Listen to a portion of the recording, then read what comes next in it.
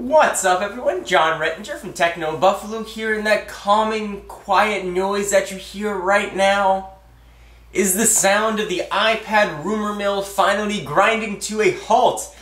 Today, Apple sent out press invitations for a March 2nd iPad 2 launch event, or at least an iPad 2 announcement event.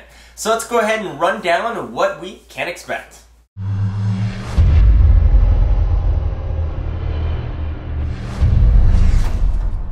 So oftentimes these Apple press invites are a bit ambiguous with what's going to get announced. Maybe there's stripes in the background for some sort of tiger or leopard for an operating system, or hints that maybe it might be iPhone based. They really took the direct right at you approach with this one. There is a picture of the iPad in the corner, and the event is on Wednesday, March 2nd. And that means there's a big number 2 right in the middle of the invite. So you've got an iPad and you've got number 2 right there. So iPad 2 most definitely is going to be the focus of the event. Now there have been a ton of rumors circulating, and I've been really trying to not inundate you with videos on iPad rumors, you know, as sort of a play just to get views. So I really wanted to wait until we had sort of everything together. We had a launch event, and now we finally do. So let me recap what I think we can expect with the iPad 2. So the first thing I think we can expect, nothing new, is the same 9.7-inch screen with chances are the same resolution. We're going to see a little bit thinner display, which is going to be a little bit of a thinner body. And the rumors have been suggesting that it's going to be a little bit on the tapered side. So it'll look a little bit different. It won't be like the iPhone 3G, the iPhone 3GS, where you couldn't really tell what the difference was. This is going to be a more stylized upgrade, so similar to the iPhone 3GS to the iPhone 4. This is the first iPad upgrade that we've seen, being the second generation device. So it hasn't really been a precedent set yet. The big announcement presumably is going to be on the cameras. A front and rear facing camera being featured on the iPad 2 seems to be all but a certainty, with recent supply chains suggesting a 5-megapixel camera on the back and a VGA camera on the front, most obviously for FaceTime.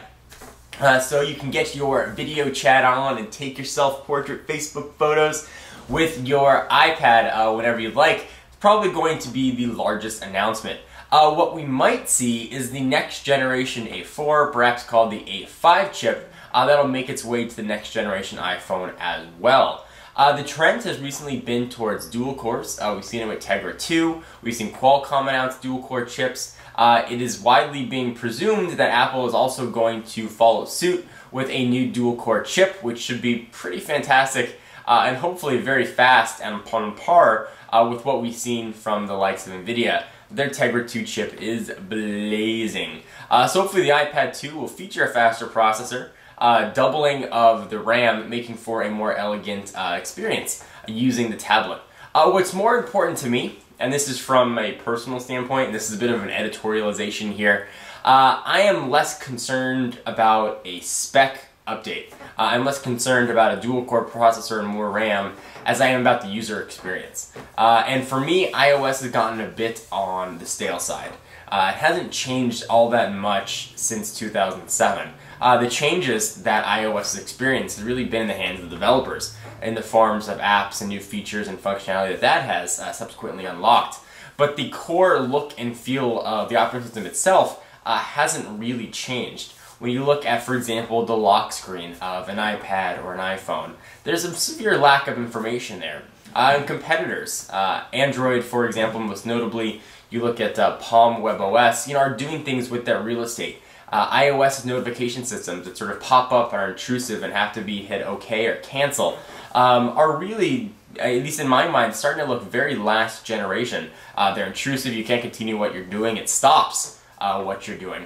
So I'm hoping that the focus of this iPad 2 event will also be showing perhaps the next generation operating system that will address this. Apple has always been on the cutting edge of design from a user experience standpoint, so I don't expect the company to rest on their laurels and continue sort of the same icon row after row after row format that they've been doing.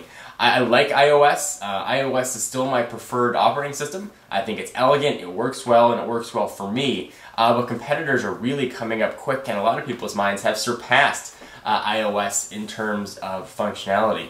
So it's sort of hopeful that Apple will advance the operating system beyond what we've seen. So there's sort of the general specs and what we can hopefully expect with the iPad 2. There have been rumors of perhaps even a micro USB port, an SD card slot, even talk of LightPeak, which is sort of a new data transfer-esque technology making their way onto the iPad.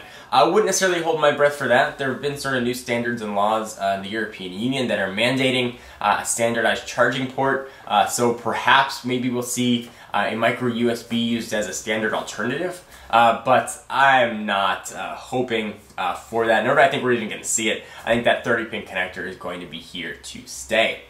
So what do you guys think about the iPad 2? Is it the tablet you've been waiting for?